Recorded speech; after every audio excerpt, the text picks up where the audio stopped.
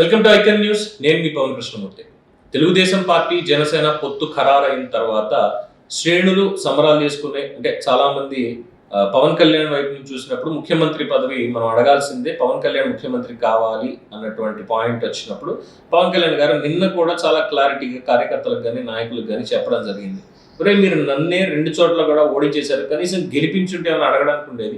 ఒక 30-40 మంది ఎమ్మెల్యేలన్నా మీరు గెలిపించుంటే ఎస్ నేను డిమాండ్ చేస్తుండేవాడిని, సీఎం అభ్యర్థి మాకే కావాలి అని. అలాంటిది ఏది చేయకుండా ఇప్పుడు వాళ్ళ దగ్గరికి వెళ్ళి ఏ విధంగా అడుగుతాం, ఓట్ షేర్ ఎంత ఉందనేది వాళ్ళు చూసారు, మనం ఓట్ షేర్ ఎంత ఉందని చూసారు గతంలో.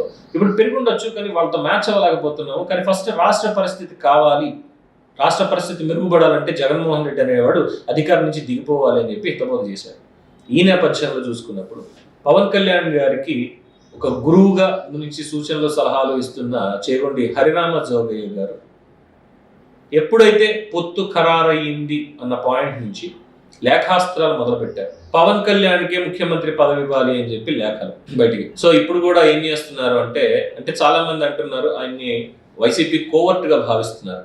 జనసేనాని ఇంత క్లియర్ గా చెప్పిన తర్వాత కూడా ఇంకా గొంతెమ్మ కోరికలు కోరాలి, లేదంటే మీరు చేసిన దానికి ఏం అవ్వదు అని ఎగదోసి ఏదో ఒక రకంగా తెలుగుదేశం పార్టీ జనసేన మధ్యలో రిఫ్ట్ తీసుకురావడానికే ఆయన మాట్లాడుతున్నారు అన్న అభిప్రాయాన్ని చాలా మంది వ్యక్తం చేస్తున్నారు.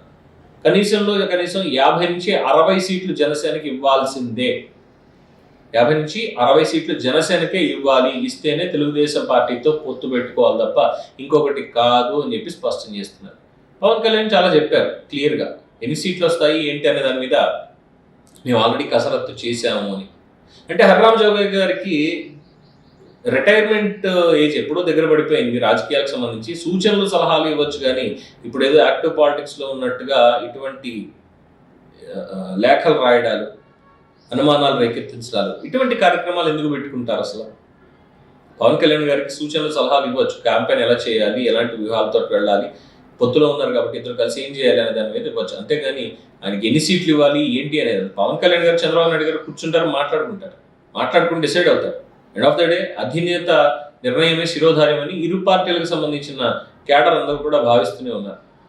ఇటువంటి నేపథ్యంలో ఈ మధ్యలో ఇప్పుడు తీసుకొచ్చి అర్జెంటుగా 50 నుంచి 60 సీట్లు జనసేనకి ఇవ్వకపోతే అసలు పొత్తు అనేది అనవసరం, మీరు చేసేదంతా కూడా వేస్ట్ అయిపోతుంది, ఇవన్నీ చెప్పడం అంటే ముందు నన్నే గెలిపించలేదు అన్నది మీరు తెలుసుకోండి అని పవన్ కళ్యాణ్ ఎన్ని చెప్పినప్పటికీ చాలా మంది ఈ పొత్తు విడిపోయే విధంగా అనేక కుట్రలు పలుకుతున్నారు. దీని వెనకాల వైఎస్ఆర్సీపీ జగన్మోహన్ రెడ్డి ఉన్నారు అన్నటువంటి అనుమానాన్ని వ్యక్తం చేస్తున్నారు.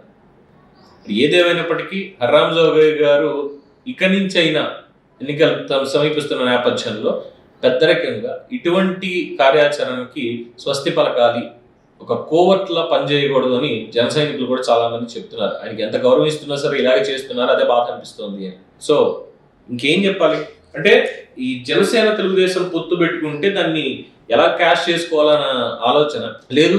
జగన్మోహన్ రెడ్డి గారి సపోర్ట్ ఏమన్నా ఉండి అంటే ఒక కోవర్ట్లాగా, వైసీపీ కోవర్ట్లాగా జనసేనకి మద్దతు ఇస్తున్నట్టుగా మాట్లాడుతూ మధ్యలో పొలాలు పెట్టేటువంటి కార్యక్రమం.